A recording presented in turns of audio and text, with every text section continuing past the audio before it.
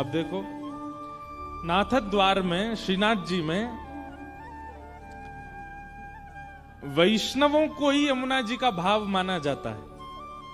अब आप लोग इतनी संख्या में बैठे हैं, आप लोगों के अगर केवल सिर ही सिर देखे जाएं, केवल सिर ही सिर देखे जाएं तो ऐसा लगेगा ये सांवले सांवले, सबके मुख जो मूड है वो सांवले ही है ना, और यमुना जी का रंग कैसा, वो भी सांवला है। तो आप सब लोगों के सिर जो हैं ये एक साथ एक सिमेट्री में बैठे हैं, तो ये सब यमुना जी हैं। और यमुना जी कैसे बोले, हिलती रहती हैं। आप सब भी जब हिलते रहते हो तो आप सबके सिर हिलते हैं, तो यही यमुना जी हैं। ऐसा भाव नाथ द्वार में रखते हैं कि जैसे ही ठाकुर जी के कपाट खुलते हैं तो सामने जितने वैष्णव दर्शन के लिए आते हैं, ठाकुर जी आनंदित हो जाते हैं। आहा, कितनी यमुना जी आनंद में, क्योंकि वैष्णव कभी इधर कभी इधर कभी, तो जैसे यमुना जी के झोंके हैं वैसे वैष्णव हैं। वृंदावन में यमुना किनारा, आप सब लोग बैठ गए तो आप सभी श्री यमुना जी का स्वरूप हो। और निर्तत नंद किशोर, पीछे नंद किशोर नृत्य कर रहे हैं, यहां नंद किशोर नृत्य कर रहे हैं, इतत नंद किशोर नृत्य कर रहे हैं। ये वृंदावन ही है। आली मने लागे वृंदावन। अच्छा, एक हमने बात कही कि वृंदावन में प्रवेश करने वाले की गणना चित्रकेतु करते हैं, पर नहीं। आप प्रयाग जाओगे कुंभ में तो आपकी गिनती चित्रकेतु करेंगे, आप बद्रीनाथ जाओगे तो आपकी गिनती चित्रकेतु करेंगे, आप द्वारिका जाओगे, रामेश्वरम जाओगे, अन्य अन्य कहीं भी तीर्थ धामों में जाओगे तो आपकी गिनती चित्रकेतु करेंगे।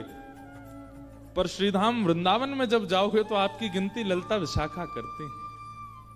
वहां तो श्री सखियां ही, अब ये सब बातें पता नहीं आप लोगों को समझ आएंगी कि नहीं, पर हमारा वृंदावन जो है वो सहचरी प्रधान है। ललिता और विशाखा वहां गणना करती हैं। और ऐसा भी नहीं जैसे चेकिंग होती है ना कि भाई कौन अंदर आने योग्य है, तो पहले विशाखा जी परखती हैं, अगर अनुकूल लगता है तो भीतर प्रवेश मिलता है, फिर जैसे भीतर आता है तो उसकी गणना ललिता जी करती हैं। फिर वो रजिस्टर किशोरी जी के पास जाता है, देखते हैं आज कौन कौन आए वृंदावन। वृंदावन आपकी इच्छा से आप नहीं जा सकते। मैंने कितनी बार कथाओं में कहा, आप लोग रांची से आपका मन बन गया कि हमें वृंदावन जाना है, तो समझ जाओ ठाकुर जी बुला रहे हैं। आप रांची एयरपोर्ट से फ्लाइट में बैठ गए दिल्ली के लिए, तो समझ जाओ ठाकुर जी बुला रहे हैं।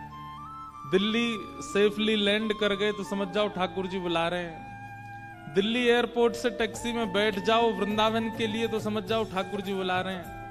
लेकिन जैसे ही वृंदावन में प्रवेश कर जाओ तब समझना कि नहीं, ठाकुर जी नहीं, श्री जी बुला रही थी, तभी हम आ पाए।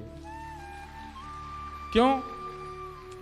अकेले ठाकुर जी बुलाएंगे ना तो हो सकता है रांची एयरपोर्ट पे ही फ्लाइट कैंसिल हो जाए, तो हो सकता है हवाई जहाज उड़ के वापस लौट आवे, तो हो सकता है दिल्ली में टैक्सी ना मिले, हो सकता है टैक्सी पंचर हो जाए, हो सकता है ड्राइवर को कुछ हो जाए। वृंदावन की सीमा पर पहुंचने तक यही सोचिए ठाकुर जी बुला रहे हैं, क्योंकि बीच में आपका प्लान कैंसिल हो सकता है। पर वृंदावन प्रवेश कर जाओ तो समझना कि नहीं नहीं, श्री जी बुला रही हैं, किशोरी जी बुला रही थी, क्योंकि किशोरी जी बुलाएंगी तो आप प्रवेश कर ही जाओगे। अच्छा, एक बात और, वृंदावन जाती तो दुनिया है,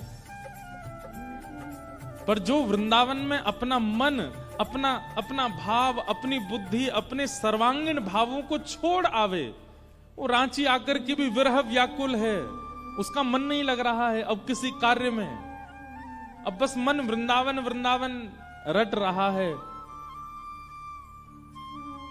तब समझो प्रिया प्रियतम ने बुलाया, दोनों ने बुलाया। तभी आपका शरीर चाहे जहां चला जाए पर आपका मन वृंदावन का स्मरण कर रहा है, वृंदावन को याद कर रहा है। वृंदावन साधारण नहीं है भैया। कनक कूट कोटिक लग तजिए, भजिए कुंवर कन्हैया, वृंदावन सांचो धन भैया। वृंदावन सामान्य नहीं है।